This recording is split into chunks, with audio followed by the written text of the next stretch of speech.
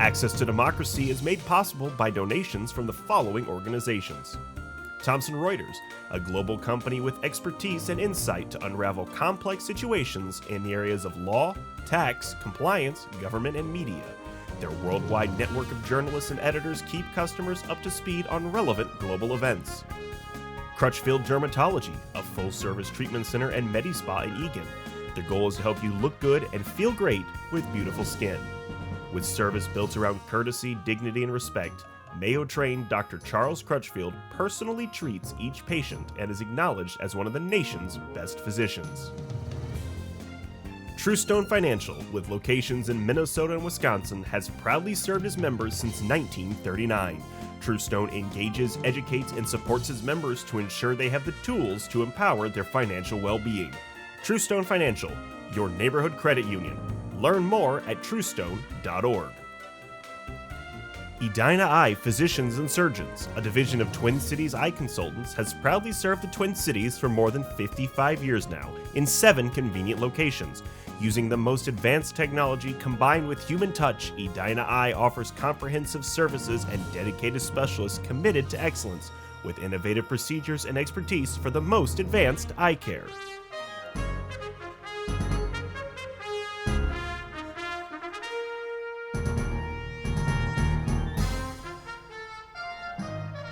Welcome to Access to Democracy.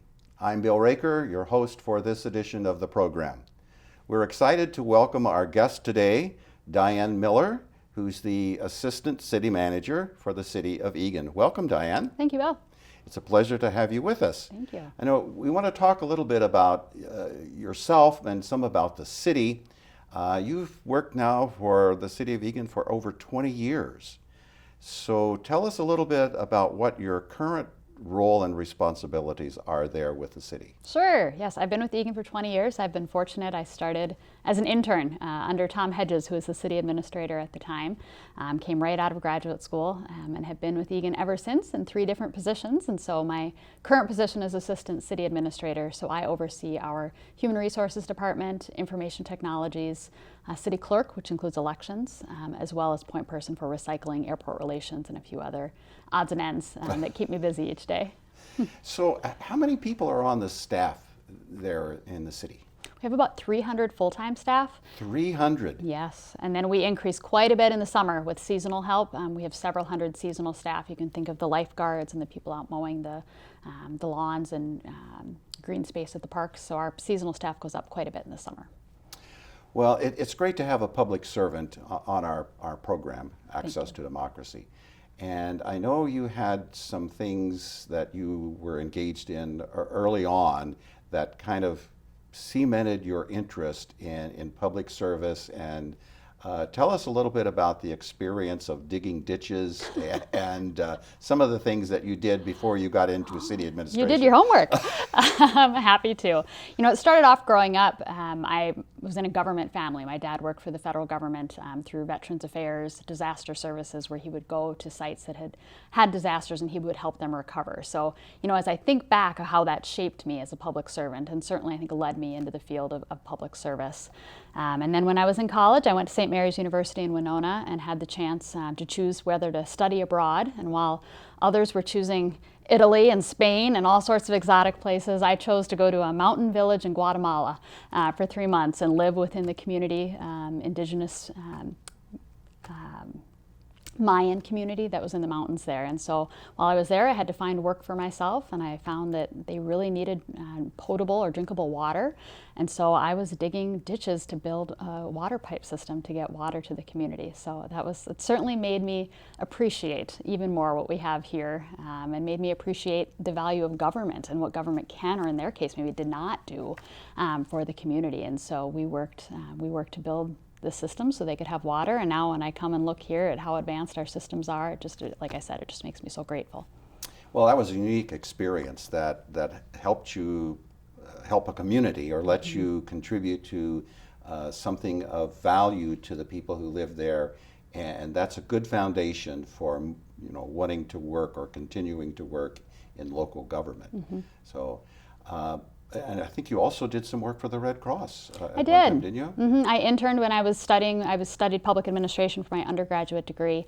And again, having my father's background in disaster preparedness, I worked for the Red Cross where I was helping people who were, in particular, those who were coming off of a home fire and finding immediate housing or help for them in those emergency situations. So more of a crisis management background. But that was, it was a short stint with the Red Cross, but I really appreciated the work that they did, and it laid a good foundation for my career. And you talked about your family. Your father was in government administration as well. And I believe your husband is also in city administration in Lakeville. So it's in the family, isn't it? It is. My husband's the city administrator in Lakeville. So my poor children have to listen to a lot of dinner time conversations about local government. Well, does that make them interested in maybe following a career like their mother and father? We'll see. Our oldest is a high schooler at Eagan High School, and she definitely has strong interest in leadership or business. And we always put the nudge, government's really good too. You can be a great leader in government. But they also ask, how many night meetings do you have? Because that's a big part of our life. Yes, it is. So we're going to talk some more about the strengths of local government and why that's so important to the welfare of a community. But tell us a little bit more about yourself. I understand you're athletic, you like sports, and you do have a lot of interest in those areas. So what excites you there? Well, like I said, I have four children, 4 daughters, who are all active in sports, and I too, grew up playing softball and very active. So you'll often find me, just walking the trails, running the trails in the parks. I love to snowshoe in the winter. I have a very rambunctious 90-pound dog who proves to be interesting, and I take him out all the time. And then we're just really active in the community. Whether it's going to Eagan High School sporting events, or last night volunteered at the Open Door, the food shelf, making sure our kids participate in some of those volunteer activities as well. Oh, that's wonderful. Yeah. And you're also engaged in Rotary. You're president of the Eagan Kickstart chapter of Rotary. Yes. Tell us how that goes. Thank you. Yes, Eagan Kickstart Rotary. I just love that organization. I love the group of Rotary itself and our club. We meet at 7 a.m. at Granite City on Thursday mornings. All are welcome to join. It's a great service organization. Our mission is giving back to the community. So like I mentioned, Open Door last night. We just did a building beds for the organization Sleep in Heavenly Peace, where we were able to build I think it was like 280, almost 300 beds in one weekend, and then that organization delivers them to children in need, including in Eagan, for children who don't have beds. And it was really an eye-opening experience too, that you just think, there's poverty in your community, but it's just so sad to hear these stories of these children who don't have beds, and now being able to be a part of Rotary delivering these beds to kids at Christmas time it's just been a wonderful, powerful experience. That's amazing, and it's wonderful that you're able to do that. Now you said you built beds. Tell us about how to build a bed. Yeah, we were at Northern Tool and Equipment in Burnsville, opened up their facility to Sleep in Heavenly Peace. And so we went in and we all had a role. I was sanding, my daughter was dipping the bed in the stain. Different people are constructing them, and it was a true just assembly line team effort. That's fantastic. Yeah. Fantastic. So, Dianne, your career in city administration, city management, I understand that you have recently won some very distinguishing awards, and that you're actually a certified city administrator. Is that what the title is? Yeah, Credentialed City. Credentialed City Manager through our International Association of City Managers. And was there another award that came your way recently? There was. You're gonna make me blush. I think our community would love hearing the recognition that you get for the work that you do. Yes, I was awarded a top award in public service named by the Minnesota State City Managers Association. I recently was the president of that organization and finishing up my service. Just a wonderful group of administrators and peers who serve cities across the state of Minnesota. So congratulations. Yes, thank you very much. Congratulations. Well deserved. Well, here's the question one of the questions I want to get to, what is so special about Eagan? Yes. Well, I could sit here all day and talk about Eagan. I love Eagan. we have a few minutes left. So Eagan has been distinguished and has won awards locally and nationally. And it's just, tell us what makes it such a great city. Yeah. Well, you mentioned awards. We just came off of organization Voice of the People issues awards, and it's based on our resident survey that we do every other year. And so we did a survey last year, and of all the communities that use the National Citizen Survey, to which there are many, Eagan was the highest ranked city in terms of survey results. So we received 3 very distinguished awards just recently, including, I would describe it as like the best of the awards category. A lot of appreciation of those survey results for our natural environment here in Eagan. The parks, the numerous green space, the partnership with the county to have Lebanon Hills. Our green space trail system parks really stands out to me as a resident, and then also to our community based on the feedback that they give. Well, it's great to be a part of a community that has that kind of a reputation. Right. And Eagan is continuing to be a growing community. I mean, I can see new construction going on all around the town. But one of the things that I'm curious about, and I think probably some of our viewers would be as well, we recently completed the 2020 census. And some of the results, the tabulations are starting to come out. And have you seen, or has Eagan gotten any data that suggests that there are shifts in demographics or what the trends are that you could share with us? Absolutely. Really 3 primary takeaways for me from the census. And the big one has to do with our racial diversity here in Eagan. We refer to as our BIPOC, Black, Indigenous, People of Color population, is now up to 30% in Eagan. We are a very diverse community. Amazing. And that diverse community is growing, which is really exciting to see here in Eagan. And then along with that statistic through the census, the children 17 and younger, 45% Black, Indigenous, and people of color. So if you go into our schools in Eagan, you are seeing a very diverse community, and we're very excited about that, and I'm happy to share more of our efforts with regard to race equity and inclusion. And the third piece of the census that shows that Eagan is an aging community and a redeveloping community is that this is the first time where our household number of 2.58 people per household. That's the first time we're ever lower than the county average. So you mentioned Lakeville, for example. Lakeville is growing leaps and bounds. They don't quite have quite as many households as we do, but their population numbers are higher, and it's because they have larger households. So it's something we watch in Eagan. We are an aging community. We're a redeveloping community, like I said. So as you see more infill, high density housing, typically those households are smaller in nature. So that would explain some of the statistics. Well, that's very interesting that we are seeing that kind of demographic development and progression here within our community. And as the City Council and other members of the administration of the city look at that data and they, perceive what's going on around them, what's developed as the set of priorities and the vision for the city for like 2022, 2023? Where do you see the city, what direction is it taking? Right.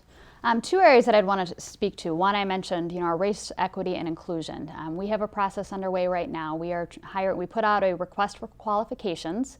We receive proposals from consultants who are in this industry, and they're going to help us do an assessment of, okay, you now know that you have a 30% BIPOC population in your community. Are we serving all the populations the way that they want to be served? Are we as an organization, are we doing our best to hire people that represent our community?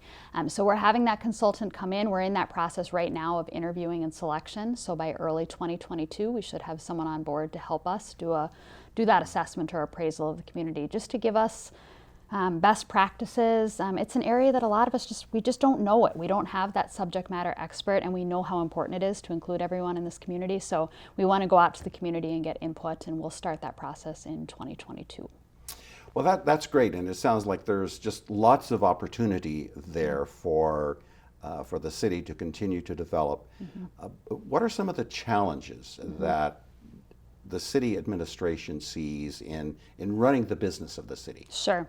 Well, this year, really, it's getting through this pandemic and hopefully getting out of this pandemic. And there's been a major impact on local government, in particular our enterprise, what we refer to as our enterprise operations. So that's our ice arena and our water park, our community center. They took major hits financially. We run them in many ways like a business. We were fortunate to get federal monies through first the CARES dollars and now the America Rescue Plan, ARPA, funds to help bridge that gap in funding. That certainly has been helpful. But trying to recover from that pandemic financially will be a challenge going through the next year. We do have those federal dollars available to us through 2024, so that will certainly help us. And then also with the pandemic, just the impact on the city staff. You know, much of our staff are our police department, our firefighters, street maintenance, park maintenance. They weren't working remotely, you know, during this pandemic. They were out on the streets. They were often the first responders at the calls when people had COVID and needed help. So they're tired. It's been a long year and a half. So we're making sure that we're supporting the staff the best way we can. Is going to certainly be a challenge, but an opportunity next year. Well, the city is well staffed. I want to congratulate you on that. When you talk about the kinds of challenges that you deal with during the pandemic, any specifics that have changed how the city council works or how city government works because of the pandemic that you think may stick around, may be lasting changes to the processes? Yeah, it's a good question. We've seen a lot of changes in the recreation industry. A lot of what we do, we talked about our park system, and with the park system comes a lot of programming. You know, you think of summer in the park for the kids. We had to change how we provided those recreation services during the pandemic. And I think some of those changes people have really enjoyed. I think we'll see continuations there. Trying to think what else. You know, you see I'd say a bit of a greater demand in terms of remote ability to communicate with elected officials, you know, and will that change how the city council operates? You know, will we be going back to having people come to the dais every time to speak? Those are some of the questions we haven't answered yet, but I think are certainly on our radar of things that could be addressed in the future.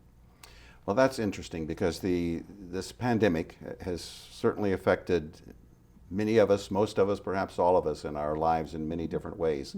And to see how the city governance responds to those kinds of things we see the flexibility and the adaptability that you have in the leadership of how to deal with those kinds of exceptional situations, right? Absolutely, appreciate that, thank you. So, are there we talked a little bit about some of the highlights of your career, but let's look specifically at your 20 plus years here in the city of Eagan. What have been some of the more interesting things that you've been involved in, and what were some of the highlights of your career thus far? Because we know there's much more to come. Oh, well, thank you. Oh, there's been many. You know, I think the first two that jump to mind, back in 2010, we celebrated our sesquicentennial, which is 150th anniversary. And we, as part of that effort, and I think Scott Swenson, who's a longtime Eagan community member, was really instrumental. He was the chairperson of the effort, and I worked hand in hand with him. But through that project, we had lots of fun events throughout the community, from historic baseball games to my personal favorite, which was a food drive, community-wide food drive. And you can picture the big thermometer that we put up on City Hall to show us the food collected. And our goal was 150,000 pounds of food for the local food shelves. And we hit that in the first month. And so what do we do now? And so we said, let's keep going. And in the end, we raised over 400,000 pounds of food that year for our community. And it was fantastic. Amazing. And it really, that was the start of the open door. And it really, I think, helped. It's good or bad how you look at it, right? For a food shelf, in some ways you want them to go out of business, of course. But with the reality, we did the best we could to help them. That was a real highlight of my career so far. The other one happened in 2016 when we launched our community visioning program, Eagan Forward. We had Rebecca Ryan, who is a real spark plug consultant, who helped us. And that was the first program that I can remember where we really engaged the community intentionally across all demographics, across all races, and bringing people together. And I remember that the night in the community center where we were launching this vision, and we asked people, what do you want Eagan to be for your children and your grandchildren? That was really the question being asked. So not about you personally, but really think ahead. And that really defined our efforts for becoming a destination community. You know, and then we saw the Vikings come to town, and we saw Central Park Commons being built. It spoke to the art scene in Eagan. There was a real desire expressed for public art, and now we have art benches, and you can go see some of the art in our parks and outside City Hall. And really just a desire for vibrancy in the community that I think we're achieving. We still have work to do, we always do, but seeing that Eagan Forward vision come to life has been a real highlight, particularly given the involvement the community had in forming it. You are so excited about the work that you do, and you should be, because you're very good at it. Thank you. And I know you have an interest in seeing other young people as they develop and gain skills and education and think about careers, that you would be interested in more young people thinking about being a part of local governments. So tell us why you want to see more young people interested in that kind of career. Absolutely.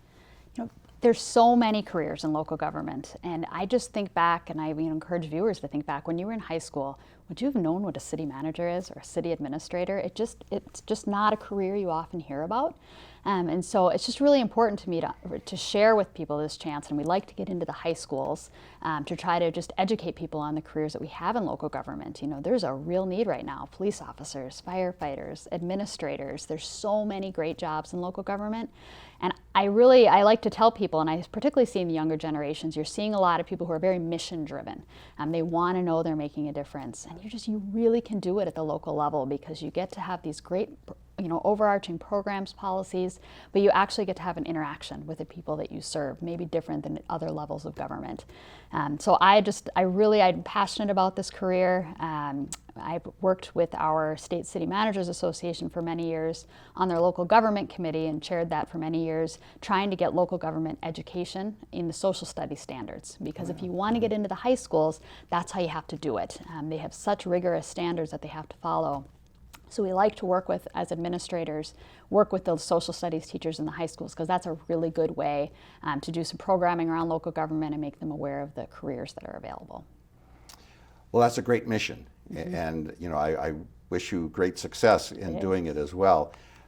Do you have opportunities to mentor younger people who might be thinking about a career in local government? We do. I've mentioned earlier, I started as an intern. I was so fortunate. I was, I believe, the 39th intern that Tom Hedges, the then city administrator, had. So we have a long history of mentorship in Eagan. And we try to do it across numerous departments. We work with the Eagan High School Mentor Program in particular, and they often provide some excellent students that we can share the benefits of local government and hopefully get our way in there so they can come back to us.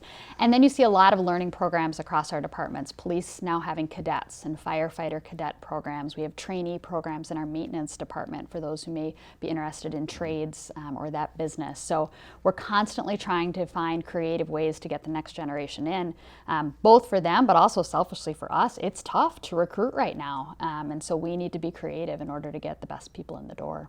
Yeah, I wanted to ask about recruiting and staffing. So is the city fully staffed for all of the positions that they have funded and available? We always have some vacancies, just people out on leaves, maternity leaves, paternity leaves. We're filling some positions that actually had been put on hold during the pandemic. So right now we're in a bit of a hiring season. It's exciting. We have a couple information technology positions that are coming on board. But we're fortunate in Eagan. We get really good applicants, but we certainly, I think law enforcement in particular is an area that we really would like to see more people going into, so we have more applicants. I think that's a challenging career in many, many areas around the country right now, with some of the tough things that are being dealt with. How does the city recruit? Where do you look for candidates to fill the positions that you have? Yeah, we have, certainly our local government avenues through League of Minnesota Cities is the organization that covers all the cities. So for those who are really in the know for local government, that's where they're going to look. We use, things like LinkedIn, various social media. We're just talking about, do we do TikTok? We're trying to get to all the young Yeah. people, in particular for those summer jobs where we need to think creatively to try to get into the high school to get people. We find word of mouth is often some of the best way to get people, but certainly a combination of both traditional and new advertisements. We like to advertise ourselves, hashtag Team Eagan. That's who we are. Oh, that's so great. You will see Yeah. that everywhere. You will see it branded because we're proud. We're proud of our team. We're a great organization to be a part of, and we hope our staff show pride in that and hope that it's an attractive way to get new people in the door as well. So what is it again? Hashtag Team Eagan. Hashtag Team Eagan. Okay, go out there. Get on the Eagan team. That's right. That's right. We've been talking about city administration, running the business of the city. Now, there's the city council, and then there's the city staff. Can you tell us a little bit about the distinction, the differences between those two entities and how they operate? Sure. I like to explain it thinking like a business first, because people are often familiar with a board of directors of a business and then a chief administrative officer or CEO being the leader of the business. That's similar to a city council being like the board of directors, with the city administrator being like the CEO of an organization. So in our case, the city council is a 5-member body elected at large, not wards, and they're overseeing the policy decisions of the city. And we're so fortunate in Eagan to have such a high-functioning team as a council. They provide the direction, and then to Dave, our city administrator, and to our department leaders, they say, okay, now you go and execute it. So that's the day-to-day role between the council and the staff. And the city also has a number of commissions that are citizens that the council appoints. Can you tell us what some of those commissions are and what their roles are with respect to the city, and how you interface with them? Sure. We have our Advisory Planning Commission that meets monthly, and they're looking at development proposals as they come in. They're an advisory board to the council, so they're getting into the nitty-gritty of every development proposal, and then they're making recommendations to the city council. So when that development comes to the council, there will be a list of conditions, as we call them, where each development has to meet, and they're being recommended by that planning commission. So they play a vital role in reviewing those developments and can really take the time to get into a lot of those details so that the council can focus on some of the bigger picture issues related to the development. And then we have our Advisory Parks and Recreation Commission. They do many things to support our parks. One of their efforts would be looking at the annual capital improvement plan, or CIP. They're making recommendations as to what should go forward with city dollars to fund within the parks. So if you enjoy parks, that's a really good group to be on.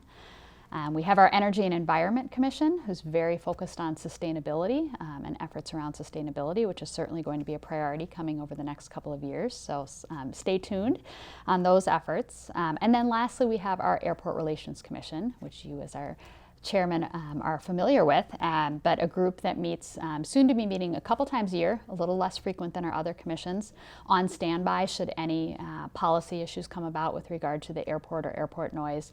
But they're looking for ways to work with the FAA and the Metropolitan Airports Commission to find ways to reduce noise when possible, but also recognizing the benefits that the airport brings to the community. So it's always a balance between the benefit of the economics and then the burden of the noise that comes with living so close to the airport. So those are the 4 commissions that we have. Sounds like you have a great operation with the elected city council and the commissioners who are volunteers. They're not compensated. Correct. And then the paid professional city staff of Eagan. Yeah. Well, Dianne, as we wrap up our program today, any parting thoughts about the city of Eagan or the role of its city administrator that you'd like to leave our viewers with? I just want to thank the viewers, thank our Eagan residents. This community wouldn't be Eagan without them.